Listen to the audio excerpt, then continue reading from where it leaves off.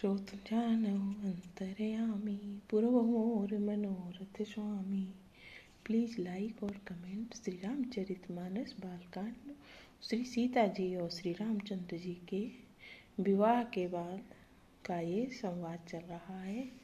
तो राजा प्रणाम और पूजन करके फिर हाथ जोड़कर मानो अमृत में डुबोई हुई बाणी बोले, ये मुनिराज सुनिए, आपकी कृपा से आज मैं पूर्ण काम हो गया। जनक जी ऋषि अपने गुरु जी से कह रहे हैं, अब सब विप्र बुलाई गोसाई, देहु धेनु सब भांति बनाई। सुनी गुरु की करी महिपाल बढ़ाई, पुनि पठे मुनि वृंद बुलाई। हे स्वामिन, अब सब ब्राह्मणों को बुलाकर उनको सब तरह गहनों कपड़ों से सजी हुई गावें दीजिए। यह सुनकर गुरुजी ने राजा की बड़ाई करके फिर मुनिगणों को बुलवा भेजा। सो तुम जानहु अंतर्यामी, पुरवहु मोर मनोरथ स्वामी। वामदेव अरुदेव ऋषि वाल्मीक जाबाल, आए मुनिवर निकर तब कौशिकादि तपशाल। दोहा संख्या 330 बालकांड। सो तुम जानहु अंतर्यामी, पुरवहु मोर मनोरथ स्वामी। तब कामदेव देव ऋषि नारद वाल्मीकि जाबाल और विश्वामित्र आदि तपस्वी श्रेष्ठ मुनियों के समूह आए। दंड प्रणाम सबहि नृप कीन्हे, पूजि सप्रेम बरासन दीन्हे। 4 लक्ष बर धेनु मगाई, काम सुरभि समशील सुहाई। राजा ने सबको दंडवत प्रणाम किया और प्रेम सहित पूजन करके उन्हें उत्तम आसन दिए।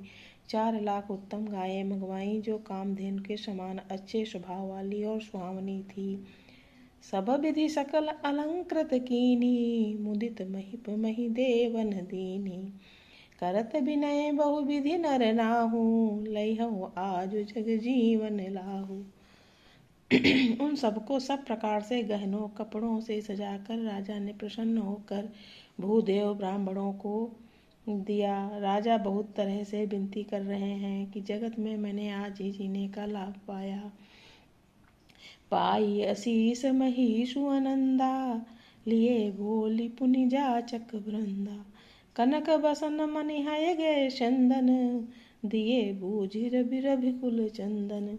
ब्राह्मणों से आशीर्वाद पाकर राजा आनंदित हुए। फिर याचकों के समूहों को बुलवा लिया और सबको उनकी रुचि पूछकर सोना वस्त्र मणि घोड़ा हाथी और रथ जिसने जो चाहा सो सूर्य कुल को आनंदित करने वाले दशरथ जी ने दिए। चले पढ़ते गावते गुण गाथा, जय जय जय दिनकर कुलनाथा। यही विधि राम ब्याह उछाहु, सकई न बरनि सहस मुख जाहु। वे सब गुणानुवाद गाते और सूर्य कुल के स्वामी की जय हो जय हो जय हो कहते हुए चले। इस प्रकार श्री रामचंद्र जी के विवाह का उत्सव हुआ। जिन्हें सहस्त्र मुख हैं, शेष जी भी उनका वर्णन नहीं कर सकते। सो तुम जानहु अंतर्यामी, पुरवहु मोर मनोरथ स्वामी। बार बार कौशिक चरण, शीशु नाई कहराओ। यह सब सुख मुनिराज तव, कृपा कटाक्ष पसाओ। 331 दोहा। सो तुम जानहु अंतर्यामी, पुरवहु मोर मनोरथ स्वामी। बार बार विश्वामित्र जी के चरणों को सिर नवाकर राजा कहते हैं, हे मुनिराज, ये सब सुख आपके ही कृपा कटाक्ष का प्रसाद है। जनक सनेहु शील कर तूती, नृप सब भांति सरा विभूति। दिन उठी विदा अवधपति मांगा, राखई जनक सहित अनुरागा। राजा दशरथ जी जनक जी के स्नेहशील करनी और ऐश्वर्य की सब प्रकार से सराहना करते हैं। प्रतिदिन सवेरे उठकर अयोध्या नरेश विदा मांगते हैं, पर जनक जी उन्हें प्रेम से रख लेते हैं। नित नूतन आदर अधिकाई, दिन प्रति सहस भांति पहुनाई। नित नव नगर आनंद उछाहु, दशरथ गमन सुहाई न काहू। आदर नित्य नया बढ़ता जाता है। प्रतिदिन हजारों प्रकार मेहमानी होती है। नगर में नित्य नया आनंद और उत्साह रहता है। दशरथ जी का जाना किसी को नहीं सुहाता है। बहुत दिवस बीते यही भांति, जनु स्नेह रजु बंधे बराती। कौशिक शतानंद तब जाई, कहा विदेह नृपहि समुझाई। इस प्रकार बहुत दिन बीत गए, मानो बराती स्नेह की रस्सी से बंध गए हैं। तब विश्वामित्र जी और शतानंद जी ने जाकर राजा जनक को समझा कर कहा, अब दशरथ कहा आय सुदेहु, यद्यपि छाड़ी न सकहु स्नेहु। भले ही नाथ कही सचिव बोलाए, कही जय जीव शीस तिन नाए।